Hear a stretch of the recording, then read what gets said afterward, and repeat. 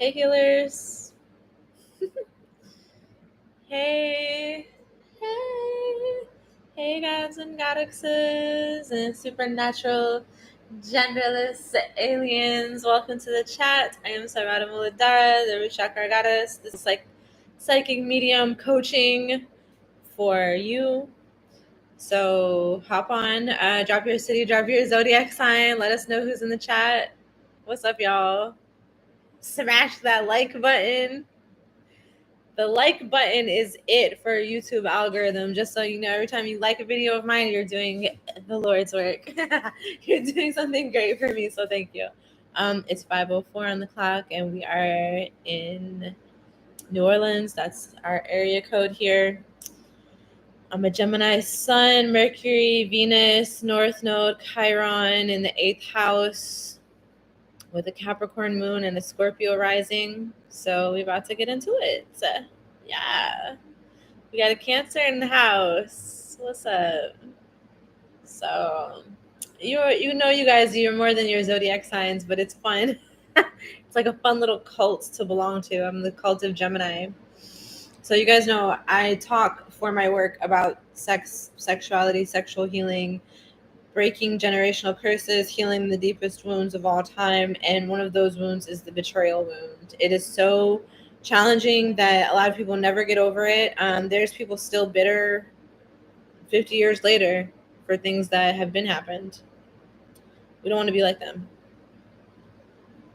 Bitterness is literally like a pickling agent. It will like pickle you from the inside. We got a Leo sun, Cap moon in the house. Hi. Capricorn moon is the best moon sign, but also the worst moon sign. It makes you the most successful, but it also makes you emotionally abused. I'm like, why am I still attracted to this type of thing? Oh, because it's my daddy wound. So, anyways, you guys, I'm not gonna get all silly right now. We have plenty of time for that. As I was meditating and reflecting, getting ready for this session, the energy was just so funky. And I feel that we're collectively in a lot of pain from this betrayal wound.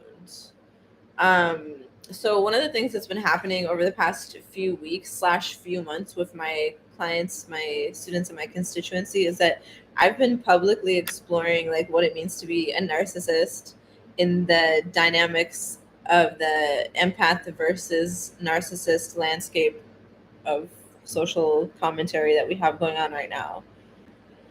Usually people in my position would hold the line of being the empath. Because I was groomed into codependency. I was groomed to sacrifice what I need for what other people need so that I would have a place with them.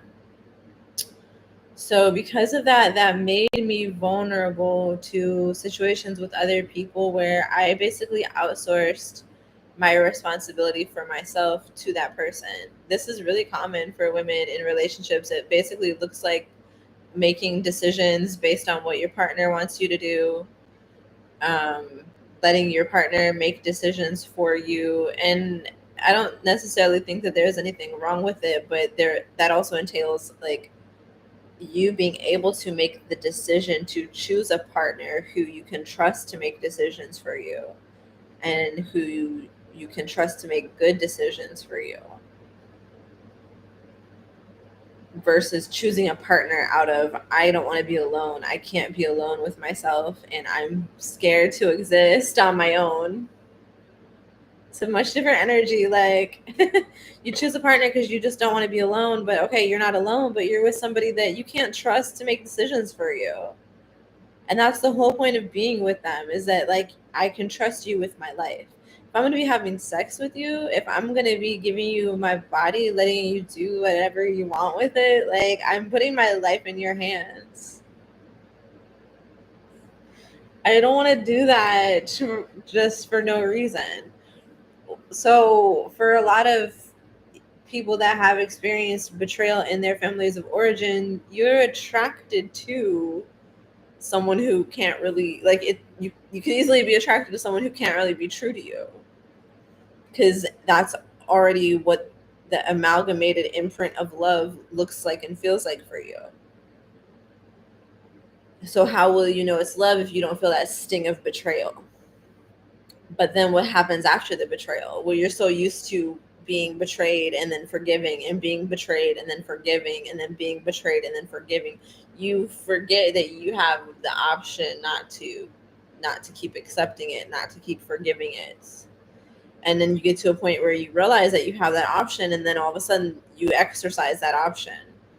And for a lot of people, that looks like setting a boundary here, setting a boundary here, setting a boundary here, setting a boundary here, setting a boundary with this person, that person, this person, that person. Egregiously, like crossing your boundaries. These people are egregiously crossing your boundaries, and egregiously, like, can you believe that she did this? And what happened? And why did she think she could do this? Or why did he do me like this? In the end, it's all self-soothing mechanisms which are seeking to regulate the self through regulating that outside environment and who has access to you. Of course, that's your choice, but also sometimes we don't really get to decide like who has access to us or who doesn't. There's plenty of situations in life where you don't get to control that. Your home is one, but even in your home, you may have to deal with things that you don't want to deal with.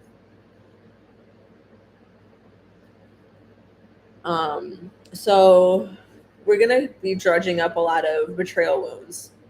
I hope you guys came ready to share. Hello. Hello, darling. So I hope you guys came ready to share. Let's chat. These live streams is an opportunity for you to chat with me. These are the only live streams I'm doing. You guys know I used to go live every day for like 2 hours. Hope you appreciated it. You appreciated all the FaceTime you got with me because I ain't have no more. It ain't handing no more. Okay. I remember that. Yes, I remember that too. I gotta be exclusive bitch now. Okay. And one of the reasons why I have changed my boundaries and done things differently and not give so much access to me is because of betrayal. For me, that's in my past lives. If you look at my chart and you see all that Scorpio there, anytime you see a lot of Scorpio in someone's chart, a lot of 8th house placements, a lot of 12th house placements, they're probably gifted in the occult realm. And if you're a spiritual guide or a spiritual leader, you probably have been doing this before many lifetimes. It's rare that everybody's going to like you. And it's rare that people would see you doing this and not try to take what you have for themselves. So that creates conflict. That creates the reason for the betrayal. Once I saw this vision, it was me and my brothers. I have 2 brothers. And in this vision, it was like me and the oldest, who's the middle. I'm the oldest. And we were in an ancient, distant land in our past lives, but we were all siblings in that lifetime too. So we were trying to resolve an issue, and our littlest brother was always like mad, and we could never like fix things to his liking.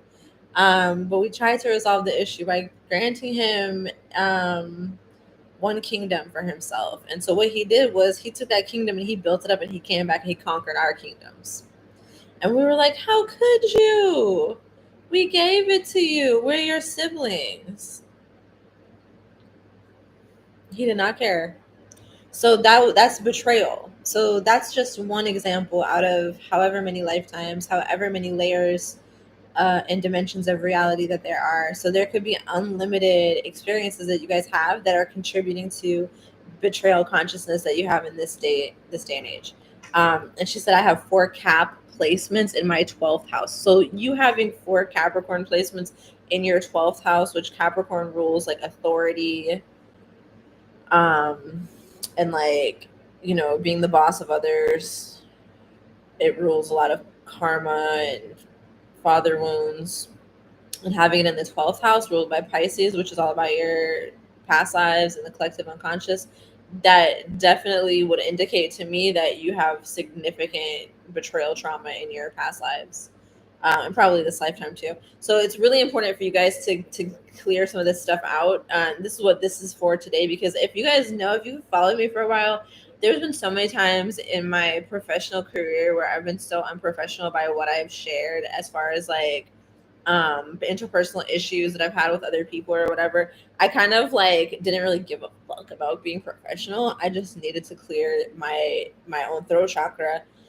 And then what happened was it happened again and again and again and again. So I realized that talking about it is not helping. So what we're gonna do, we are gonna talk about some things. We're gonna get in a little deeper. We're gonna dig in a little deeper to like open up that scab, the festering wound, and get some air on it. The vibration of these goddess talks is extremely high. Fridays are the holy days in my culture. This is the day that everybody goes to the masjid and prays. People worship goddesses before Islam. So that's what we do on these days. We look beautiful. We look cute. We do what we want to do. We tune into our souls and we have a little chat. Your betrayal consciousness will hold you back so much. I've sabotaged myself so much and held myself back so much because I was afraid of being betrayed again. I've stopped myself from having friendships and having love affairs and from just simply enjoying my life day to day because I was anticipating the pain of being betrayed again, and I was scared. And I couldn't let myself relax, and I couldn't let myself enjoy life because somewhere lurking in the back of my mind, I was like, they're all going to turn on me. And it actually happened multiple times. So many people turned on me so many times. So now I'm not afraid of it anymore because I know that if it happens, I'll be okay. But I also had to make some changes to keep from having it happen again. And this is one of the reasons why I'm so in love with this moment in time, because I took a lot of radical responsibility for myself that was really hard to do, and I knew that the time was coming. Saturn retrograde has been in my ass, boy, digging in my ass. Like, bitch, if you don't get your shit together, I'm gonna freaking punk you like all day, every day. And I'm like, okay, haha.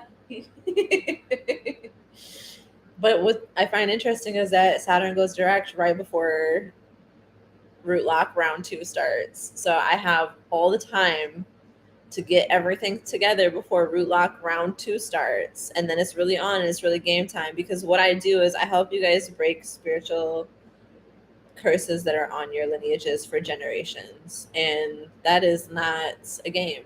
And I want everybody that does spiritual work to know that, like, when you're helping people, there's a lot of different things out there that will want to stop you, and they will try to stop you. And if they can't stop you, they're going to try to stop you through someone that you love.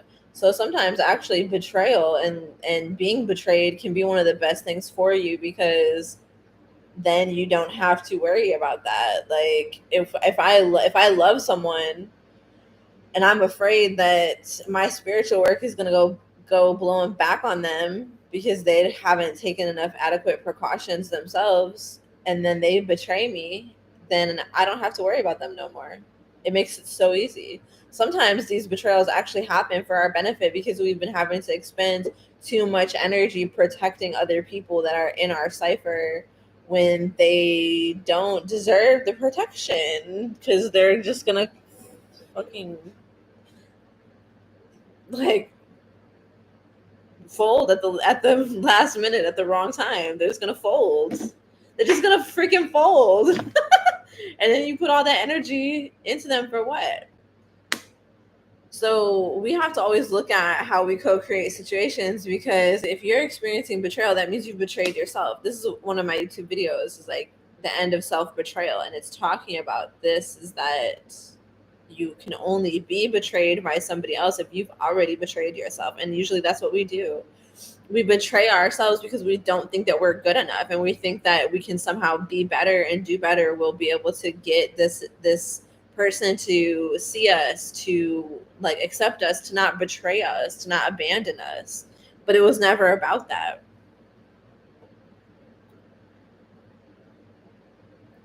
It's important for all of us to see the universe as inherently supportive to us, which is going to be really hard right now for a lot of people that are under heavy spiritual attacks. If you want to think that everything is going wrong or that everything is against you, I understand. And you may have to just express that and get that out. If you feel like extremely victimized or hurt by somebody, you may have to express that and get that out. And what we do with our group, with Rootlock, with our Heaven on Earth Reiki Mother training, is we increase our capacity to hold that, to hold other people's feelings, other people's hurt feelings. So like a lot of the reoccurring issues within the betrayal wound is that there's hurt. Someone is hurt. Hurt people. Someone was hurt and someone hurt someone else. And that person hurt that other person back. Whatever happened is a cycle of hurt that's like being passed around and it's not stopping. A lot of times people don't realize that they have, like, it's like I've seen it with my own eyes, this like ball of repressed anger that gets passed through people. They pass it off and they pass it off and they pass it off, and each time it seems that they have a reason to express that anger at that person that they're passing their anger off onto, but they never do. It's never a good reason. The only good reason is that I'm angry. I'm angry and I need to express this. It's not a good reason of like, you did something to deserve this. But sometimes we need to make it that way. We need to have some reason to justify it. Otherwise, it just doesn't make sense.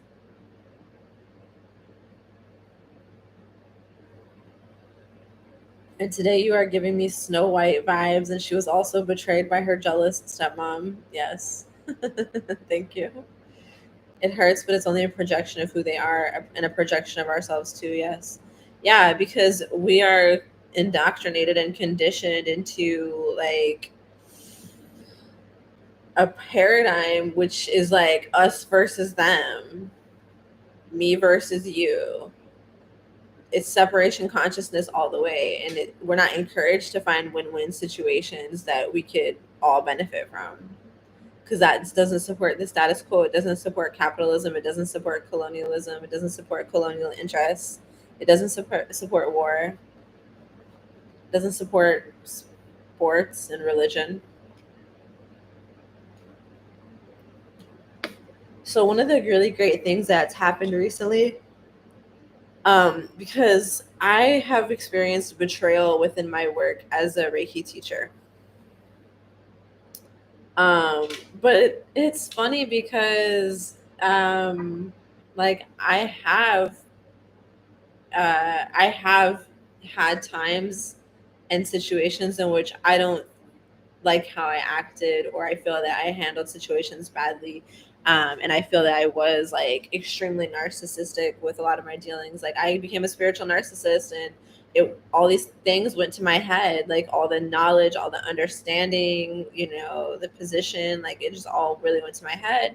And one of the reasons why that happened and why I became so narcissistic and irritable and resentful and bitter and judgmental of other people is because of betrayals that I experienced, and taking full responsibility, knowing that like I experienced those betrayals because I didn't have adequate boundaries in place, because I didn't see myself as part of a hierarchy the way that other people saw me. So they saw me as their teacher, as an influencer, as a spiritual guide, versus them down here, students, not influencers. No one checks for them.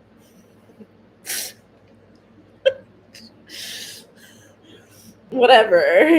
They saw me as above them. They saw them as below me, but I didn't really see it that way. I saw it as like, it's just everybody's everywhere. The way that my mind works is where it works in a certain way that it might seem weird to other people, but it's how my mind works, and all of me is required for me to do any part of what I do. So if I try to cut a piece off, it's not me doing it. So that's how we start to betray ourselves. We cut a piece of ourselves off so that we can belong. So no wonder that I cut this part of myself off so that I can belong in this organization. I cut this part of myself off so that I can work on this campaign. I cut this part of myself off so that I could party with these type of people. I cut this part of myself off so that I would fit in with this group. No wonder that this group betrayed me and this organization pushed me out and this job fired me and this brand deal dropped me and whatever. I cut away, and I showed up just partially there, and then wanted to take offense when I was pushed away or disinvited. I wasn't even there. I didn't even want to be there. Otherwise, I wouldn't have had to only send myself in parts. I would have been able to show up fully. And this has been the whole time. So I'm only now able to get to a point of fullness and wholeness and not betraying myself in my work and in my life. Do you know how crazy that is? I'm 39 years old. Betrayal was my normal for this entire time. So I have another, like, let's say that I live to be 100 years old. I have 60 more years. I have 60 more years to not betray myself, to not let other people betray me. I'm going to the wisest, most powerful, most lucrative, most fulfilling time in my life. I could let the past 39/40 years ruin it. But obviously, I'm not going to do that. This is for us to take the time to get over these things. You don't just get over shit, you have to actually process it. You have to actually think about it, what happened. You have to actually get clear on everything and allow yourself to grieve and allow yourself to feel.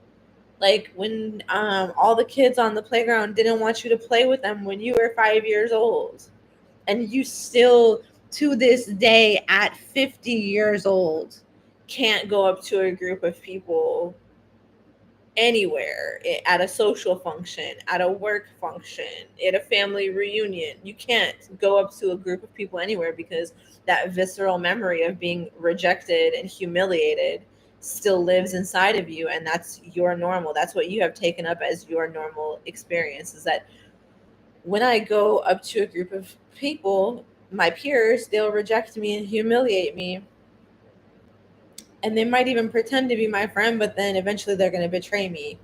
So I'll be the stupid one if I fall for it. And this is the same script that you've been telling yourself since 5 years old when it first happened. So you wonder, why is it so hard to do new things and approach new people when you don't even know that you have that memory living in you that's draining you, because it's making you think that you're not good enough. And you're good enough. You've always been good enough.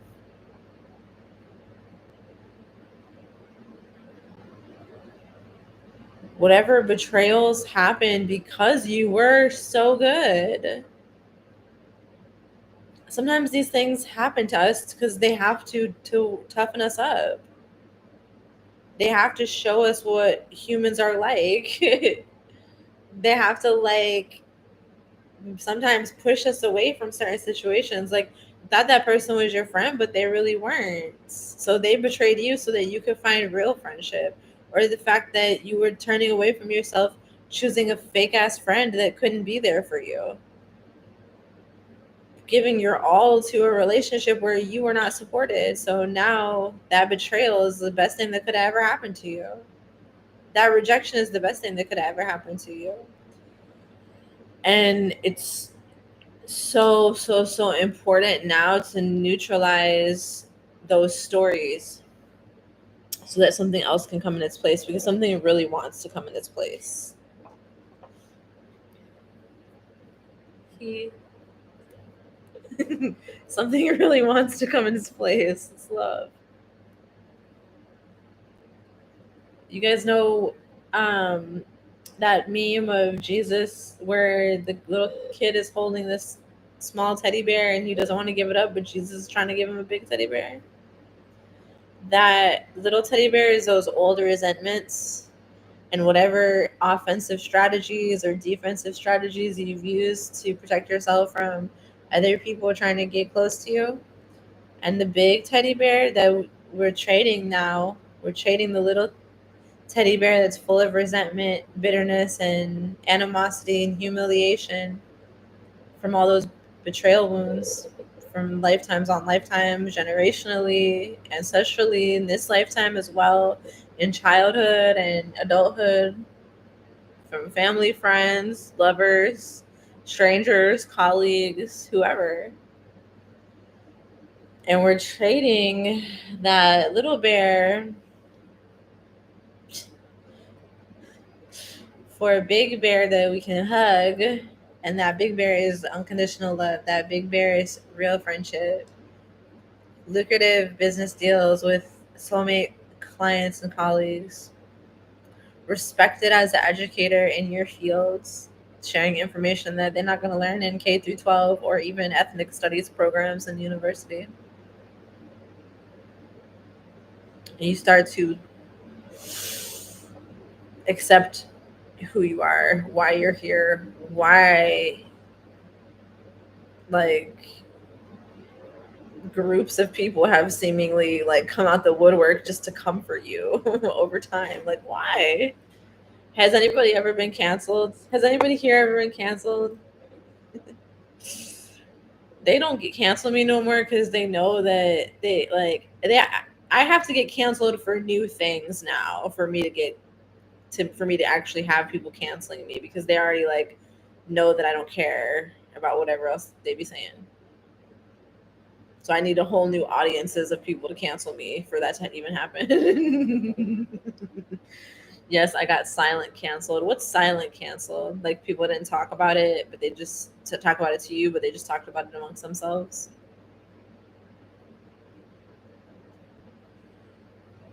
Who here has been canceled? Who here has been betrayed? Who here has trusted somebody that they shouldn't have trusted, but they didn't know until later? Wasn't made public, but I've been banned from multiple community spaces. Exactly. They only talked about it to me. Oh, okay. It's good that they at least talked about it to you, and, you know, that they didn't try to publicly shame and mock you. But it sucks that you were banned from those spaces. That's not nice. It's not cool. So what do you think that what do you think that says? What does that say to you? How does that resonate? What does that relate to? I'm asking these questions to see if there's immediate links that you can draw between these experiences and other experiences, like potentially past life experiences or childhood experiences. They didn't talk to me much. It was only due to my refusal to comply that they couldn't go public. It did feel like betrayal. It was only due to my refusal to comply that they couldn't go public. What made it so that they couldn't go public?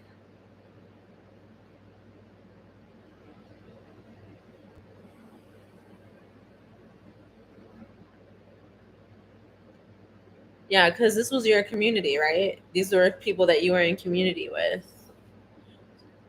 So I tend to feel like when stuff like that happens, like they feel jealous, like to not be trusted, not be believed, didn't give me space to engage with them or explain myself.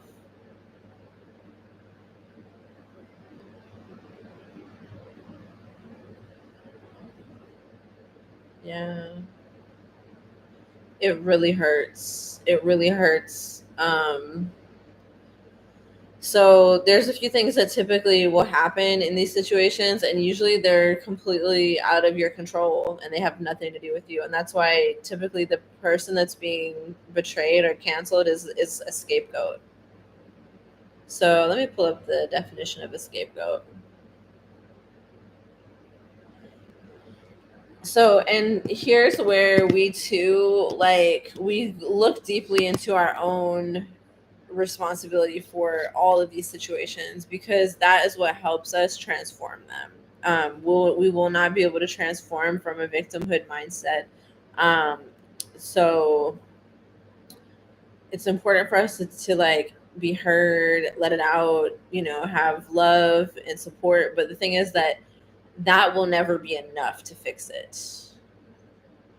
That's why you could keep telling the story over and over to so many different people, and you could get love and support and, oh my god, they were so messed up, how could they do that to you, you're so cool, you're not you're not nobody dangerous to be afraid of, or whatever. Like, that people will validate you and validate you and validate you, because like a lot of times when you go to those conversations, what is needed is validation.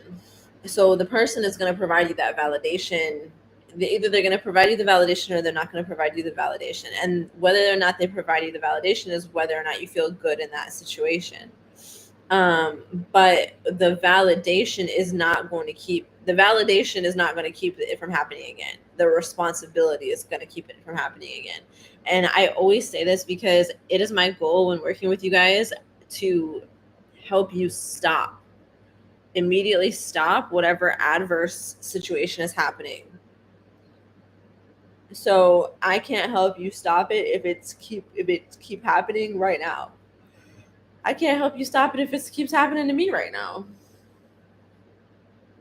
Well, I mean, that's not entirely true. I can help you with something that I may not be able to help myself with, but at the same time, like, the wounds that I come to heal with you guys, and that I hold space for you guys to heal as well, these are a lot of them my deepest wounds also. So as we're talking about this conversation, all of these different stories are starting to rise up in my mind. I've been the scapegoat so many times. So this is the definition of a scapegoat: a person who is blamed for the wrongdoings, mistakes, or faults of others, especially for reasons of expediency. In the Bible, it was a goat sent into the wilderness after the Jewish chief priest had symbolically laid the sins of the people on it. Okay, and then they used it in a sentence as a verb.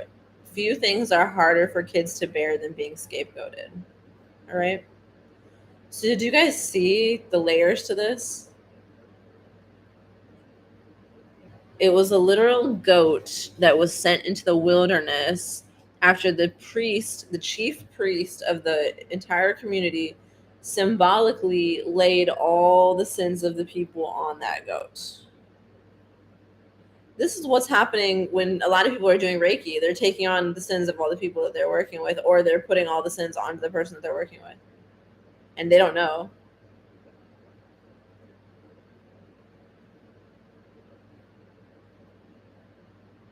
All right.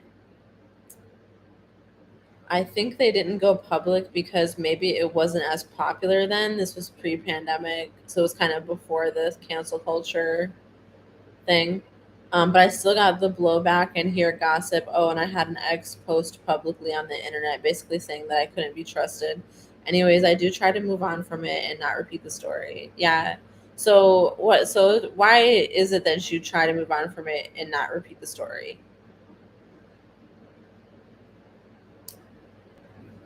So, as I'm saying, like, it's such a fine balance between like speaking about these things and like getting them off of our chest versus continuing to speak them into existence. One of the things that I always exercise with my clients when we're doing fear inventories, because fear inventories are really important to do. You honestly can't do them enough. Like, as you're growing and expanding, more and more fears is going to come up, and they will try to stop you and block you.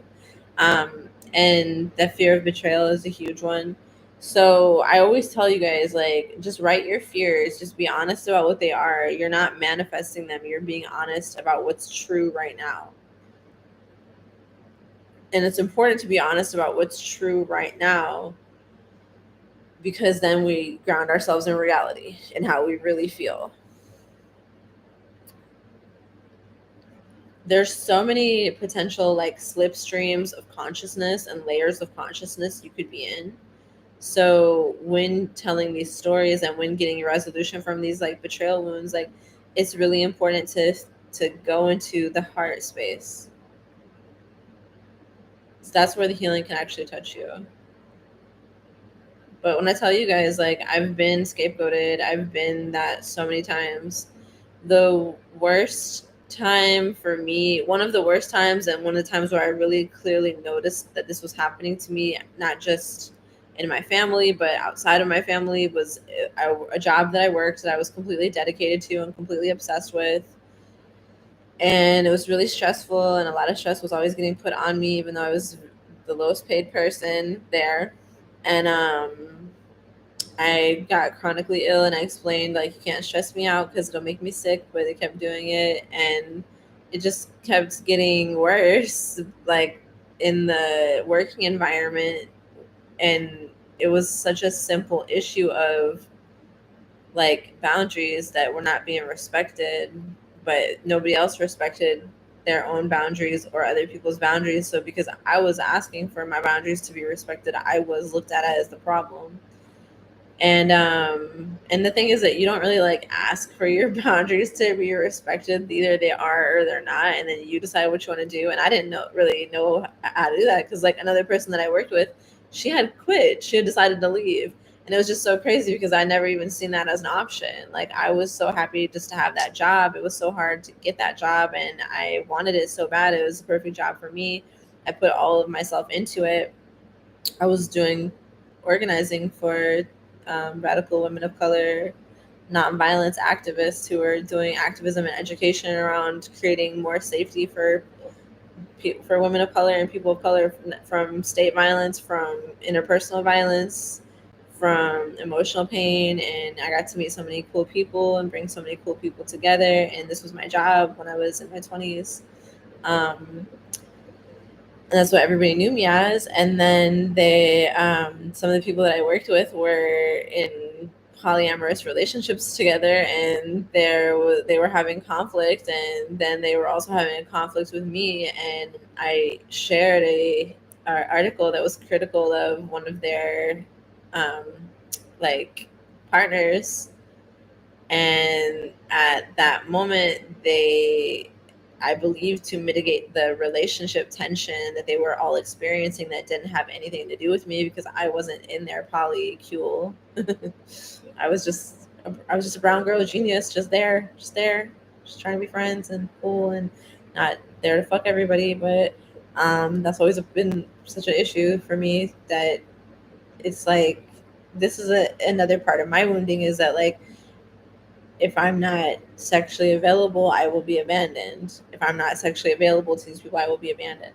Um, so I was fired from that job, and a huge motivator for me doing work that I love for myself and really resisting working for anyone else is because of that experience, because I put my all into that job and they could just take it from me like it was nothing. And so with my work that I do now, no one can do that. There's so many less options for people to take what I've built from me, except what happens when um, people know how to push your buttons, and they know how to manipulate you into destroying it for yourself. So we have to be so careful, you guys. You have to be so careful. Because a lot of times with the betrayal wound, you'll just think, well, nothing matters. It's not worth trying. It's just going to get messed up in the end. Somebody's just going to take it from me in the end. It's not worth trying to build this relationship, because they're just going to turn on me and say that I'm evil later, and say that I did things that I never did. If I sat here and told you guys the different stories, I know we could all sit here and tell a lot of stories, because it's like from personal to professional.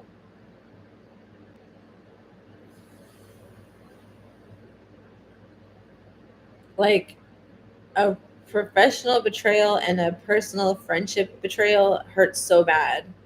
People only talk about family betrayals and partner betrayals, but especially in this day and age, when so much of us find our solace in our work or in our friends, because we can't find it in our families and romantic relationships, like, that betrayal can cut so deep.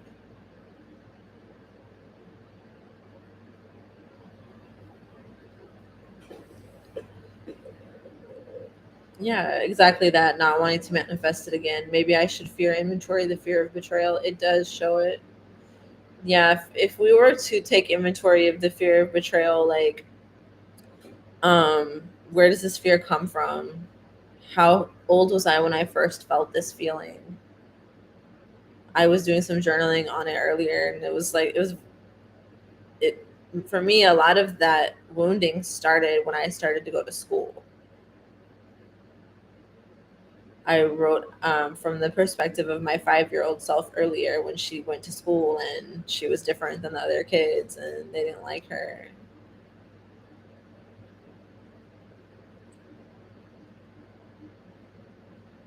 Yeah, the fear of betrayal is a huge one for us, because a lot of times our constituency may have been the very ones that betrayed us, like either in real experiences that we've had in this lifetime or past life experiences, memories that haunt us if we don't even have access to them, but we just somehow viscerally feel them. So, what people will do is they'll look at where you're sensitive and you're weak and they'll attack you there. Like, for example, if they know that, it's important to you to create a environment that is like welcoming to people of all different races, then they'll say you're a racist because they know that that's important to you to create that space. So they'll try to take away your ability to create that space. If you have a passion for supporting people that are in the LGBTQ community, they'll say you're racist, homophobic, and transphobic. And meanwhile, they don't even know what your gender or your sexual orientation is, but they don't care because it's not about holding you accountable or like improving anything. It's just about stopping you. Period. It's just about stopping you from being able to do your work and help the people that you're here to help and support the people that you're here to support. It's always pretty iffy to me when somebody's points the finger at somebody, who comes from within a community and tries to say that that person is against that community, whatever that community is. Because, like, I don't care who you are. Like, I don't care if you're a Republican. I don't care who you are. Like, just because people don't like your political beliefs or what you're doing or saying doesn't mean they get to take away your identity and your life experience away from you.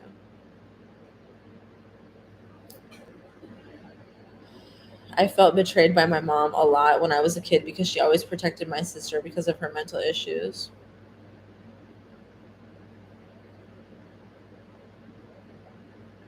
Resonate with that. Childhood trauma equals base layer betrayal by mom. Yeah. So this is one of the reasons why, I've been tackling the narcissistic mothering issue so much. Um, it's in our culture. It's always like, but that's your mom. Mothers cause so much damage. They're they're the only ones that are able to because they're forcibly saddled with children all the time and they don't have enough support. So right then and there is like, how are you gonna possibly not screw up your kids? I mean, you have to take care of everything and there's nobody to help enough, and of course you're gonna get frustrated. Of course you're gonna take out your repressed anger on them. You can't take it out on anybody else. And that's where this anger, it's like I see it travel like a little ball and it just travels through people looking for somewhere for it to go out. So it's like the dad takes that repressed anger from his boss at work and he takes that repressed anger out on his wife, and then she takes that repressed anger out on her oldest child, and then the oldest child takes the repressed anger out on the middle child, and the middle child takes the repressed anger out on the youngest child, and the youngest child takes the repressed anger out on the dog, and like the dog literally just has nothing that they can do with it. Like the dog is like, I'm a dog. It traveled through everyone in the family before it got transmuted by the one being in the family that knows how to transmute it, the dog.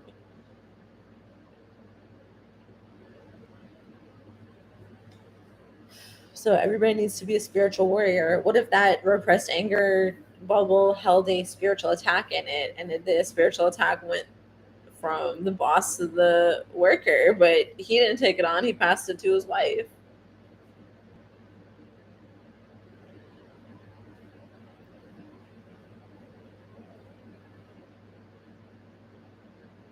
And yes, betrayal relates to humiliation and personal value a lot, because it's like you invest into that person and you trust them, and then they betray you while you gave honest, innocent, true energy.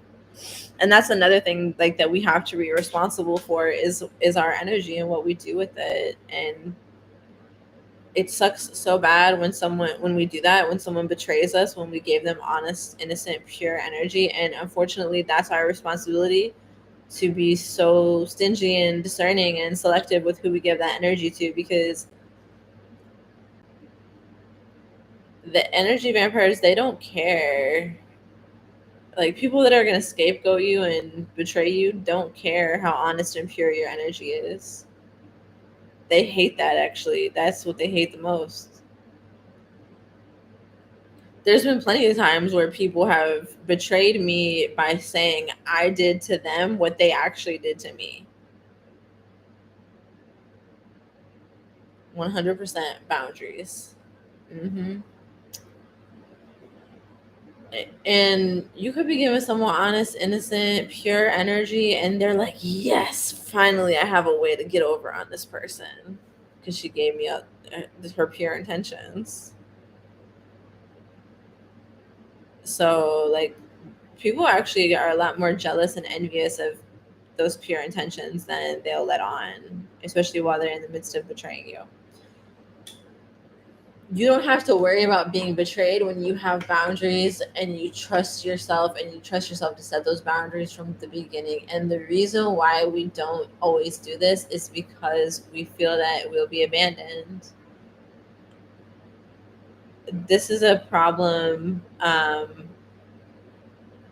when it comes to, like,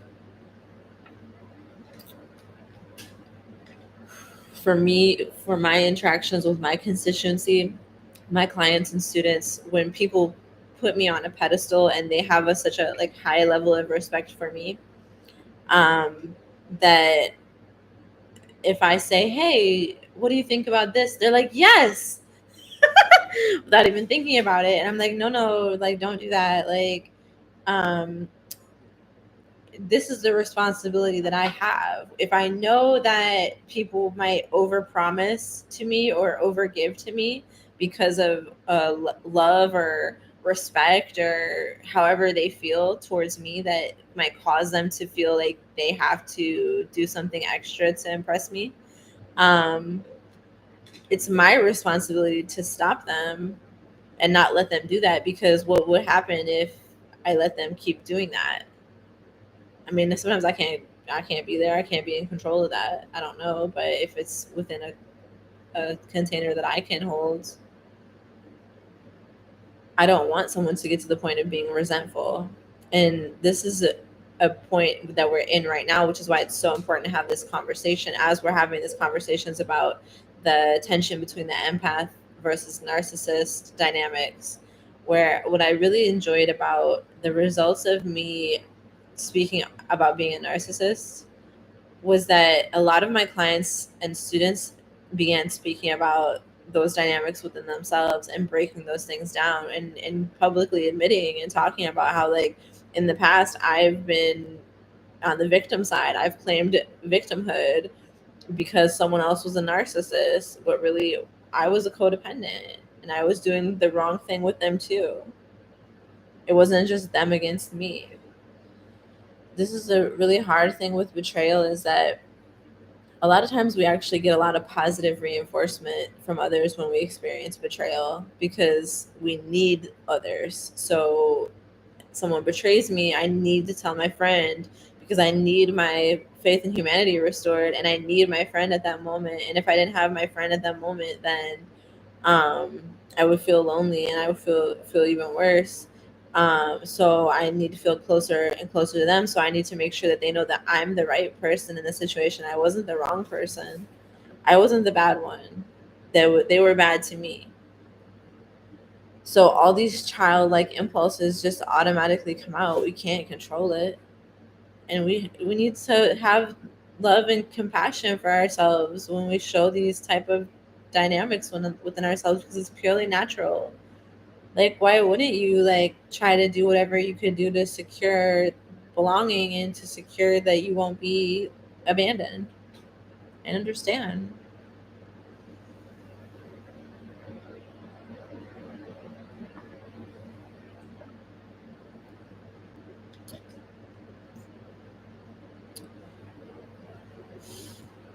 So there's this thing that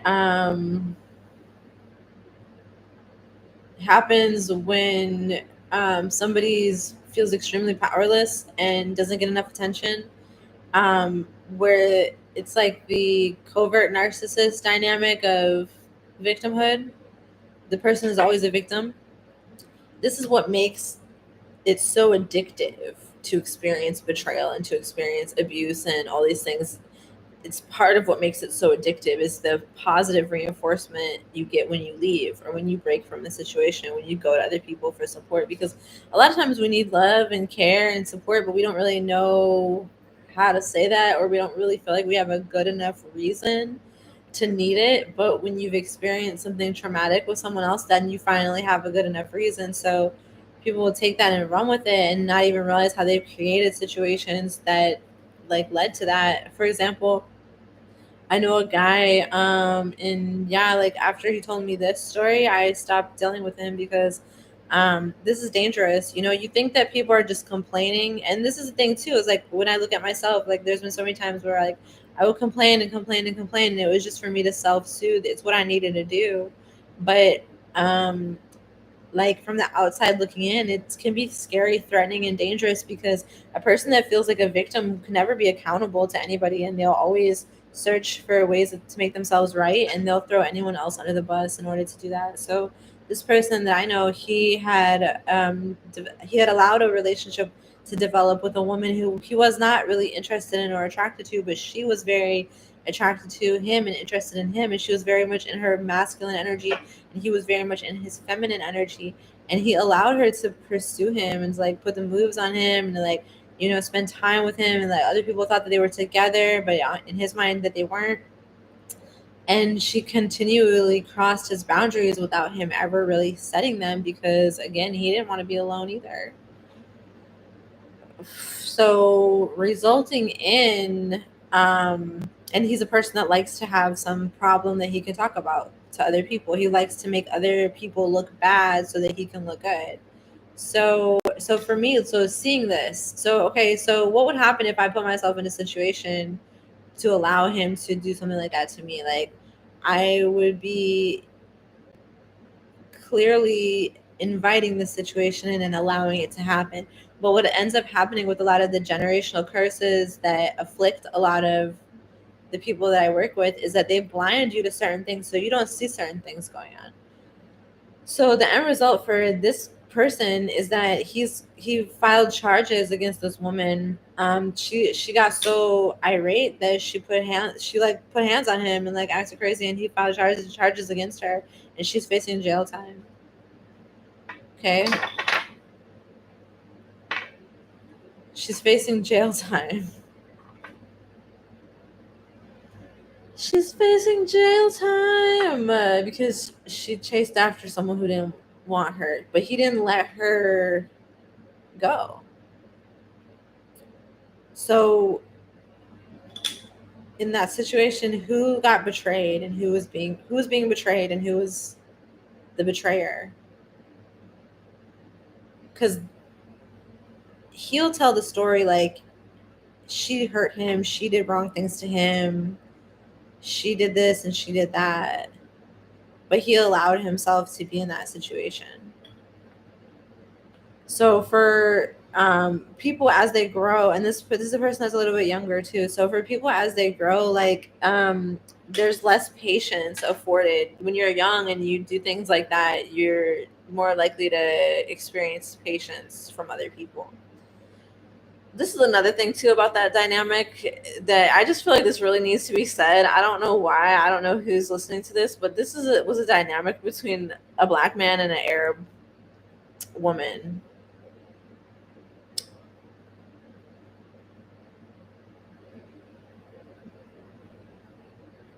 he might be the scapegoat in his family,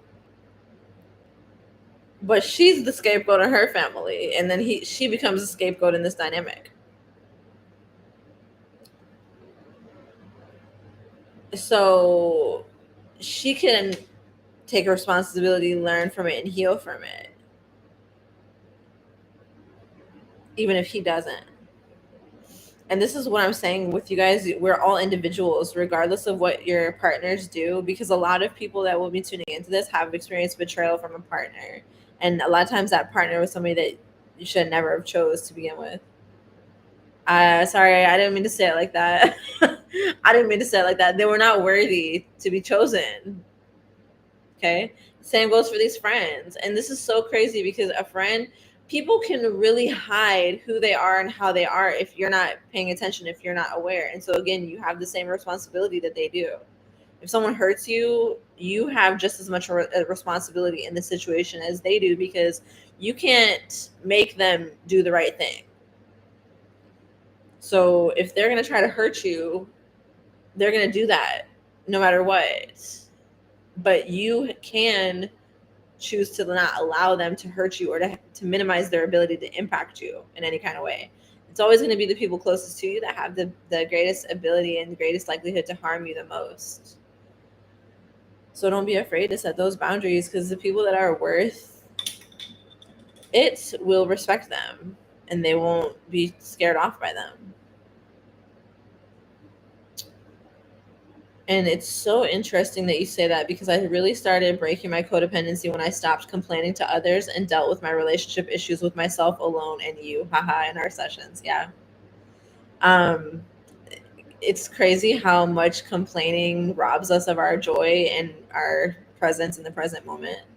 Because, like, you're still hurting from that previous experience. So you're complaining about it, but then you're putting that pain out there again and again and again, and it's like, it's so bad. Oh, you guys, I wish I could go back and not do it all the times that I did it. So many relationships I ruined because I couldn't get over what happened in previous relationships, where the whatever happened before was not still happening, but it felt like it was, because it was still alive in my mind and it was alive in my nervous system. I was still traumatized. So there's so many different things that we do to, like, release those things.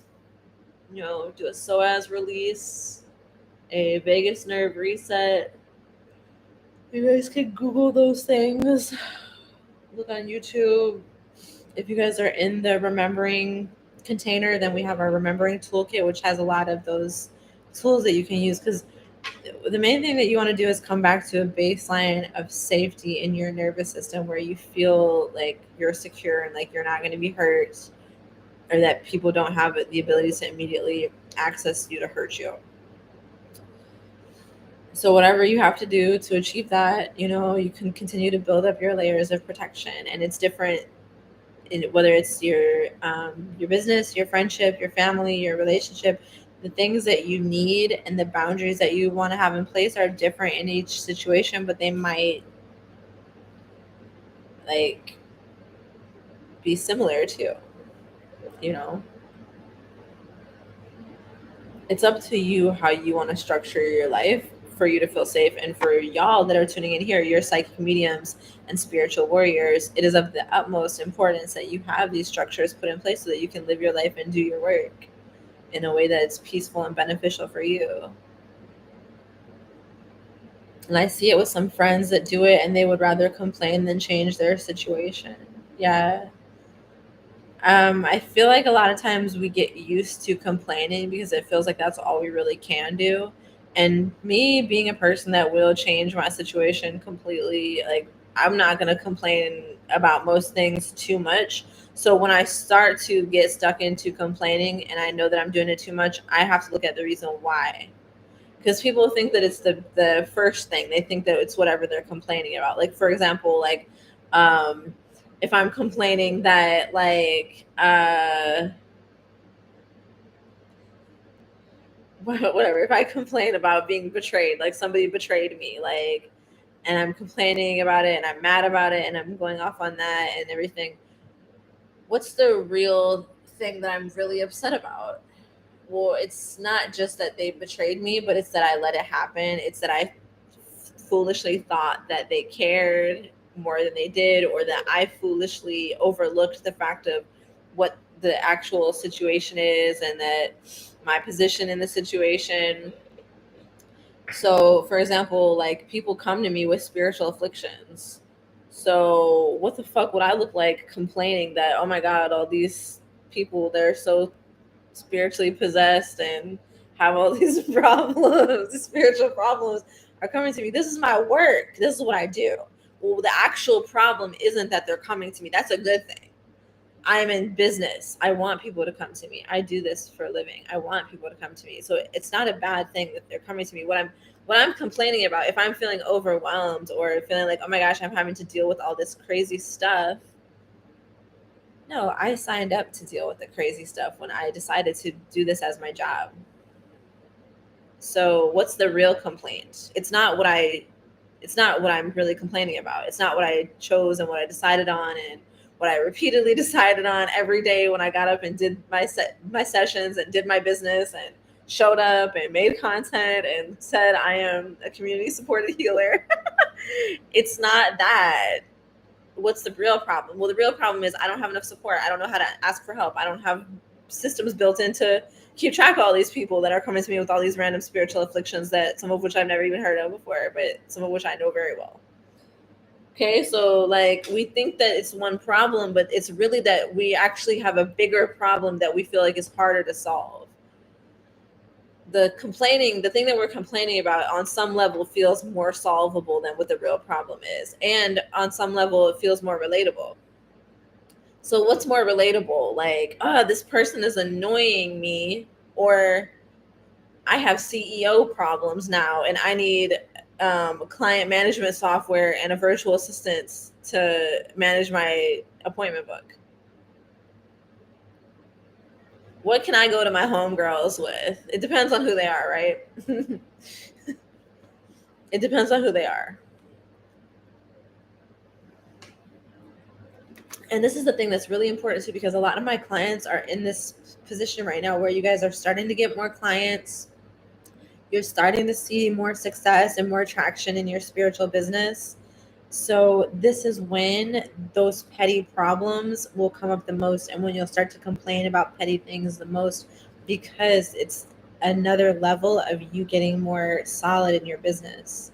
Every day is not going to be a great day with a client. Every session is not going to be a great session where you open up their minds and show them things that they have a breakthrough around.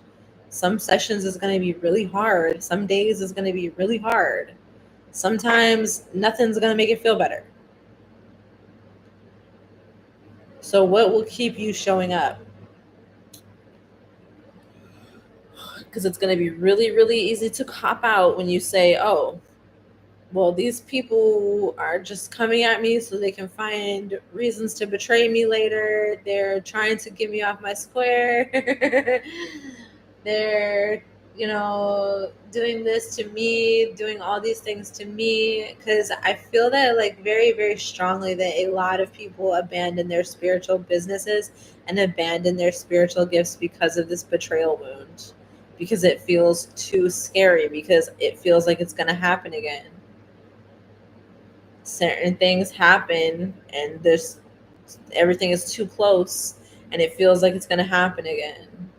So what we can do right now is actually take that timeline. Everybody grab the timeline in which you were betrayed originally, the original betrayal.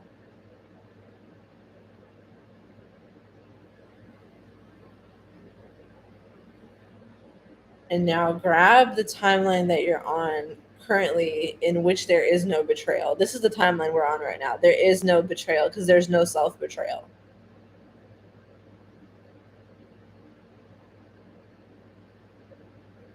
There's no false agreements. There's no self-betrayal.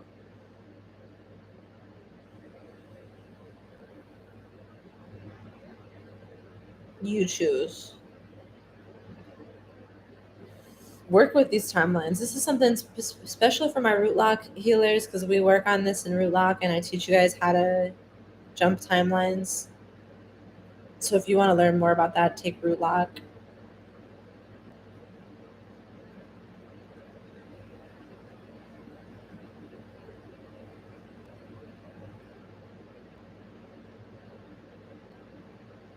There's a difference between mutual exchange with a person and just complaining all the time. Yes, I see this pattern with myself too. Yeah, and unfortunately, like I was saying, like a lot of times we think that complaining is the only way to get attention because that's literally what we always see. Like everybody just complains, like, "Hey, how you doing today? Ah, life sucks. What about you? It's pretty shitty." Everybody's comfortable with that, you know. They don't want to hear like, "Oh my god, I'm having the best day ever." It's way too gay, and they can't handle it. So, you know, we like to be gay up in here, you guys. Whether that's homoerotic or just homo sapien.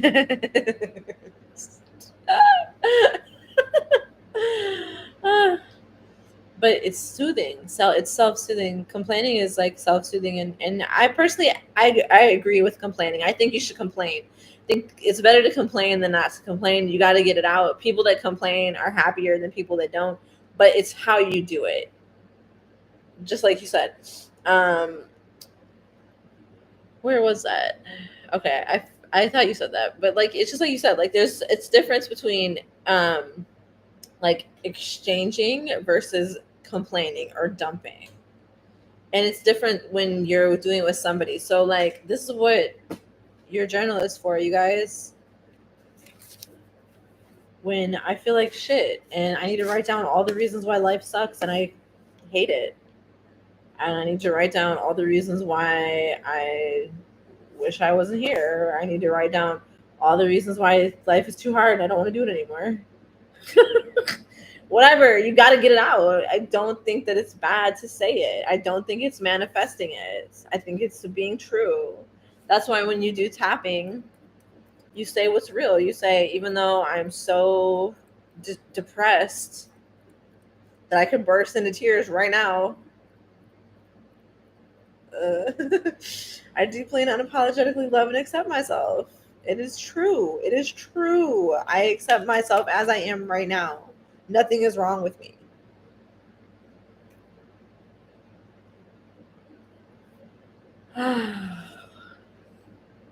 That's what makes you so powerful, unstoppable, and unbreakable.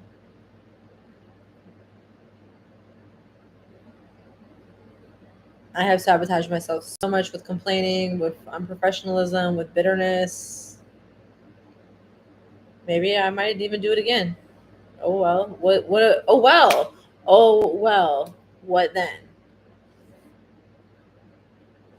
So it's crazy because no one can betray me at this point, and I gave everyone multiple chances to do so, especially with when I sent out the email to all my Reiki students apologizing to them for being a narcissistic Reiki mother. I gave them the perfect opportunity to band together and go against me, and I gave everyone the opportunity to like point the finger at me. And you know, out of like over 80 people on my email list, over 40 people opened the email and read it, and one person unsubscribed. And I had to not see that as a betrayal because it was somebody that I had been close with before. That I had to not see that as a betrayal. So that's another thing with recovering from betrayal, is that everything looks like a betrayal when sometimes it's just a boundary. Everything could feel like a betrayal when sometimes it's just misalignment. And the more space that you open up for yourself to experience other things, other people, the less threatening and personal that stuff seems, because everybody has their own journey. And when you're doing spiritual work and you're holding spiritual space for people, they need to have the freedom to come and go as their needs allow. You know, they're not always, you can't have anxious attachment with your clients. Like, they're gonna need the space to grow and then come back later. And you don't want to have avoidant attachment with them either. Like, you don't want to avoid them. You know, it's a fine balance of like holding enough of that space to like, it's not that you're responding out of like, oh my god, I'm glad that you're here because you're validating me, but just that like, this is what I do. Like, This is what I do every day. This is what I do for so many people. And although like when I started and I was working with less people, it seemed that the relationships were more intimate. Like I can actually have high levels of intimacy with a lot of different people, even people that I just met. So I don't need that security or that longevity or that history with somebody to know that they're not going to betray me. I can set the boundaries that I need to feel safe ahead of time. I can have structure for them to flow into. It's so beautiful how everything is now. The way that I'm setting up my business makes me feel so supported. It makes me feel so happy. It makes me feel so loved. And it cuts down drastically on opportunities for people to betray me because there's nothing extra. There's no extra. I used to I used to do so much extra. I used to give so much extra because I didn't feel like enough. But there's no extra. It's what it is. It's the price, it's the container, it's the portal that you enter through and the agreement that you have with me of what I'm going to provide, and that's it. And it makes it so clean. It's wonderful. I love it. Can't wait to work with you, babe. Yeah, can't wait for that either. You're going to love it. Yes, I see this pattern with myself too, but I complain a lot less than I used to, and I handle more things at the roots, and it's a good thing. Yep, I see you. When I don't give someone what they want because I have my fucking reasons and they get mad at me, I feel betrayed. Let's do a dump real quick because we're gonna close this live stream soon within the next like 5-10 minutes. So let's do a dump right now. Whether you guys want to dump it in the chat or you want to just dump it into your notebook of all the times that you've been betrayed, like dump it out. This is an inventory. If you've looked at my ebook Healing from Adult Industry Sexual Trauma, you'll know that I believe in getting things out, dumping them out, because once they're out, you can see them.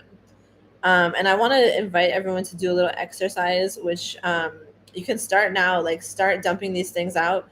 You can also take a piece of paper that you're fine with, like destroying,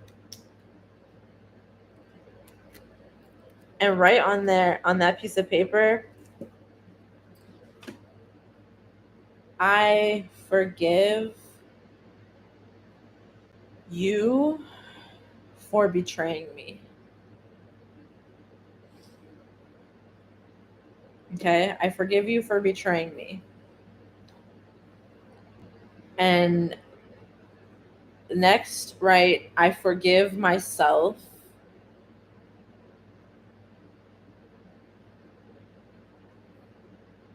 for betraying myself.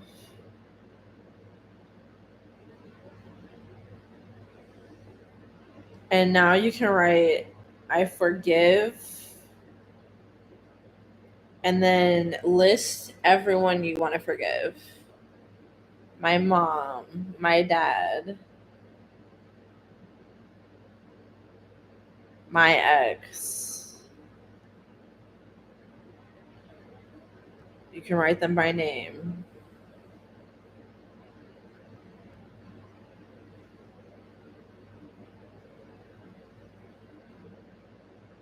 Anyone you feel has betrayed you, whether or not you have proof or evidence, or whether or not you would feel comfortable confronting them, it doesn't matter. This is between you and the universe. It has nothing to do with anybody else. Don't be surprised though if some of these people resurface to give you an apology or to like connect with you in some type of way. And use your discernment, because this is Mercury retrograde and Venus retrograde. Use your discernment, because I personally feel that it can be really beneficial to hash it out when people from your past come back around. I don't block them. I don't ignore them. I talk to them. Sometimes you can get some answers that really clear things up. Right, you guys? So let's take some time to do that. And see how old these pains are and how long you've been holding on to them. For me, like some of this stuff is like so old. It's like over 20 years old.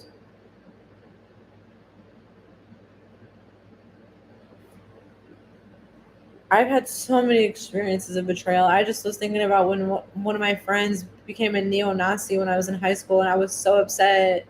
because I was brown. And nobody, like, everybody was like didn't think it was that big of a deal.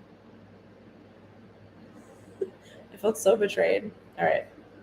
I've had so many situations like that. I think the more marginalized you are, and it's like, it's not about race, it's about spiritual ranking, because you're going to be more marginalized in the human world the higher your spiritual rank is, typically, until you have ascended up to a certain level to be able to hold that square for yourself. And that's what we work on in root lock, and it's different for everybody. It takes time. This is how you see people become millionaires and then lose it all, and their life is in shambles within 1 year, is because they had no root chakra stability. So we build up our root chakra stability along with our crown access, like our our access to channel the divine, along with staying rooted with that messaging in the earth, so that we're not just floating in like empty vessels that any entity can possess. This is the danger for a lot of spiritually gifted people, is like, your body is gifted too. So when your soul is outside of it and everything else can come in there, then you're not using that power. And of course you would want to escape when it doesn't feel like a safe place to be, emotionally or physically. So at this point, I'm running some energy work for the collective, which is coming through the cosmos, from the cosmos, through the cosmos. It's not coming through me or from me. It's a specific slipstream. It's actually coming from the Sagittarian, the Ophiuchus and Sagittarian and Scorpionic constellations and Leo constellations. And it's like coming down. It's like a slipstream. So a slipstream is basically like just an energy current, you guys. So what's behind a lot of these betrayals is dogma, dogmatic scriptures, or dogmatic tendencies of organizations and relating that clashed with your dogma, which was more of a freedom song that disrupted the um, authority of the dogma.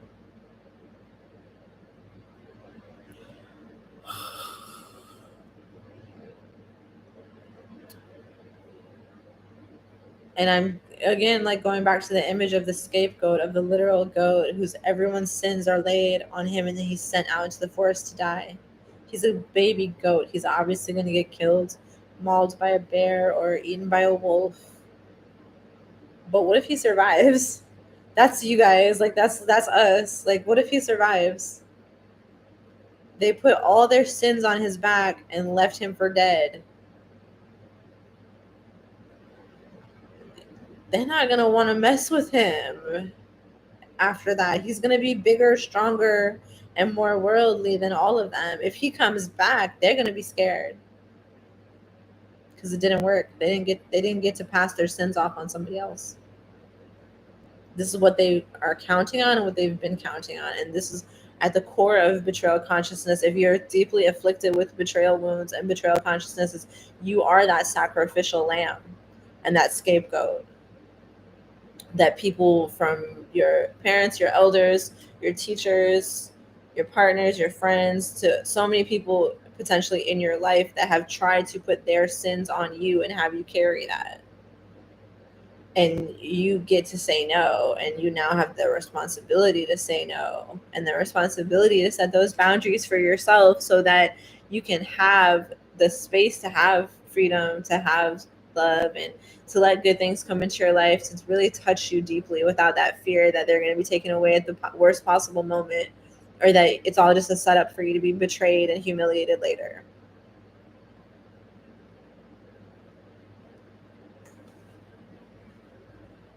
I expect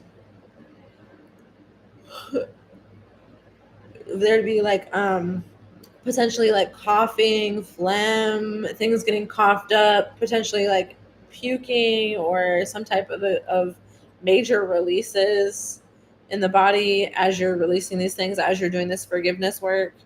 I forgive you for betraying me. I forgive myself for betraying myself. And looking into a mirror, like looking at yourself into a mirror saying, I forgive you for betraying me. Can you forgive me for betraying you? I'm sorry. I didn't know what I was doing. I didn't know any better. And now I do.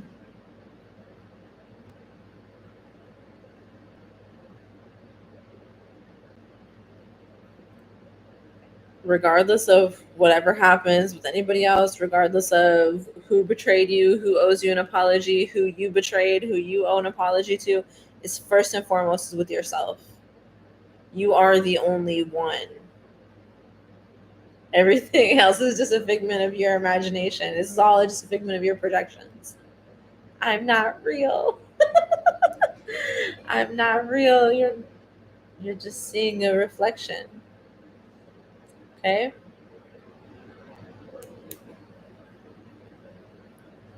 So really take some time and think about who do you want to forgive? Because it's not like you're saying, "Oh, it's okay that you did it and you can do it again too." No, that's not what you're saying. You're saying this happened, it's over now and I get to move on. And that's the greatest gift that you can give yourself. Nobody deserves to live rent free in your mind because they betrayed you and made you feel horrible about yourself at a moment in time. They don't deserve any more airtime. They're not relevant. So at this point, I now feel the cords clearing. There's a lot of these experiences have left energy cords in the back of your brain where your unconscious mind is, and this is how they've been affecting you is through your unconscious mind. Your unconscious mind, thoughts about yourself, feelings about yourself, things that you think that are not real because it's the projections of others and what others have done to you to stab you in your back that made you think that you weren't good enough and made you think that you weren't worthy because you could not justify the treatment. So you had to come up with some type of justification. And the only justification that you could possibly come to that made any sense was that you did something wrong and that you weren't good enough and you didn't deserve to be treated well and treated with respect. And that's not true. So at this point, we're clearing those cords out of the unconscious mind and they go really deep. Wow, they go really deep. So there's two ways to clear them out. There's either from outside or from inside, and I teach both in my class, root lock. And if you want to work with me now, because root lock doesn't start until November, you can join the Remembering. It's a group coaching container, and I also added a one-on-one element to it, so you can select the one-on-one element, the group, or both. I highly recommend doing both. If you're going to do the one-on-one, I highly recommend doing both. You'll get so much out of it.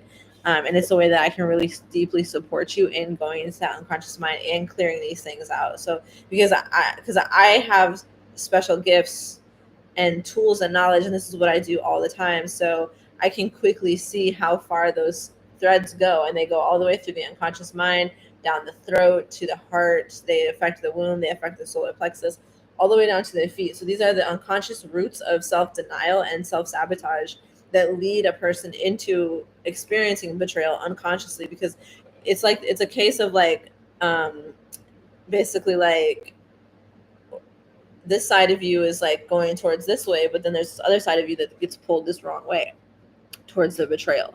And the reason why is because those shadows within you that are susceptible to that manipulation. Somebody from outside you sees you doing good and they're like, I don't think so. Let me think what I can do. Okay, I'm gonna get that person. They're gullible like this. I'll manipulate them like this, and we'll be able to do this, and then I won't have to worry about whatever this or that they're doing. So a lot of times people betray you because whatever they had planned for you didn't work out. That's a good thing. Okay.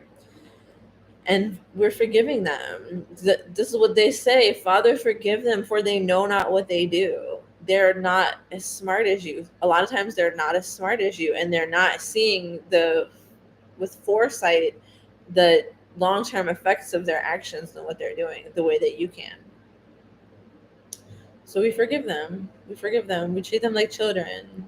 We treat everyone like children. Like they are all deserving of and in need of guidance, love, and support. And the best we can do sometimes is just simply like let it go and forgive it from afar and not hold a grudge and not try to get a resolution, because a lot of times whenever we're trying to get a resolution, we're still fighting. We're still fighting. There's still a fight going on, and we're worth more than that to have that constant tension in our lives. So we forgive. We forgive for that reason. I got a long list of betrayal wounds, and I forgive them all. And I forgive them all. So, on that note, I invite you guys to finish your list, write it out. Who do you want to forgive? Who has betrayed you? And where are these burdens in your body? This is what we're going to be going into deeper within the remembering, because the group coaching container for the remembering was originally 12 weeks. So we're halfway through, and I'm opening it back up again for anyone that wants to join for the remainder, because we still have so much more remembering to do. So we're going to be integrating our shadow. Like, this is what the work that's left over from what we started almost 2 weeks ago, or actually 1 week ago. And we're going to continue next week. So we're on a bi-weekly schedule. Okay, so we started with our shadow integration and pulling those cords out of us from the inside out. Yeah, I know a lot of people trying to figure out how I do it. You're gonna have to take my class for that, boo. You're gonna have to take my class for that, boo. I know right now the way that people's gifts are elevating is so cool, because a lot of times you really can just hear somebody talk about doing something and then be able to do it. So if you can do that, good, but you're not gonna be able to do that with this unless you're already doing it. So yeah, you guys always, always operate with ethics spiritually, with your approaches to your teachers and your students and those that come to you for care. It's the most important thing. They're not always going to like the message. It's not always going to make them feel good and happy and entertained, but that's not what it's for. It's for them to elevate to their highest human potential, and sometimes that entails change. So you don't always have to make people feel good to be doing something good for them, but the better everyone feels in general, the better. So what I'm going to do when I finish this paper and I finish writing down who I want to forgive is I'm going to burn it. I'm going to burn it tonight, and that's what I'll do to release it. There's other ways that you can do depending on what elements you want to work with. I like working with fire because it's quick and it really like cleanses. I feel very cleansed by fire. So if you guys have anything you want to say before we log off, go ahead.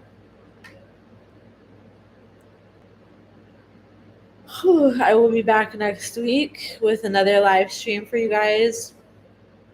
Let me see what the topic is going to be. I set my topics ahead of time, so they're already pre-scheduled. So you'll be able to like be notified when they start.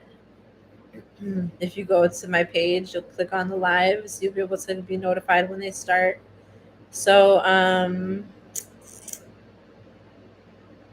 the next live stream is the fear of women.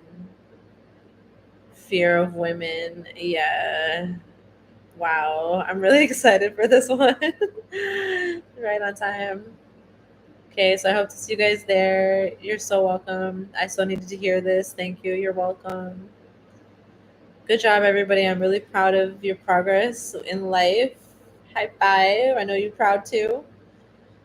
And we're just gonna keep doing the damn thing. So make sure you like, share, subscribe, say mashallah, leave a comment if it suits you, tell a friend to tell a friend, and as always, stay tuned. Peace, healers. Masalama.